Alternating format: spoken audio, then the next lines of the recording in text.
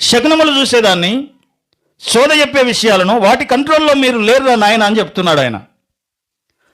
మీరు దేవుని పిల్లలు, మీరు దేవుని కంట్రోల్లో ఉన్నారు. మీ మీద ఏదన్నా పని చేయాలంటే ఆయన కంట్రోల్లోంచే పని చేయాలి. కానీ ఈ శకునములు, సోదెలు, నక్షత్రాలు, రాసులు, జ్యోతిష్యము ఇదేది కూడా నీ మీద ఏం చేయదంట, పని చేయదు.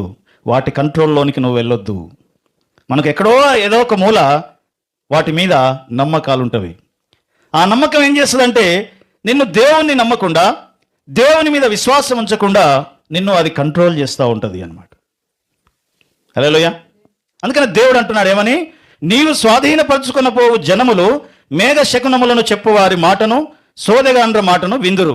నీ దేవుడైన యెహోవా నిన్ను అలాగున చేయనీయడు. కాబట్టి నువ్వేం చేయకూడదంట, వాటి సైడు నువ్వు తిరగకూడదు, వాటి మీద నమ్మకము ఉంచకూడదు. మన భవిష్యత్తు యొక్క కంట్రోల్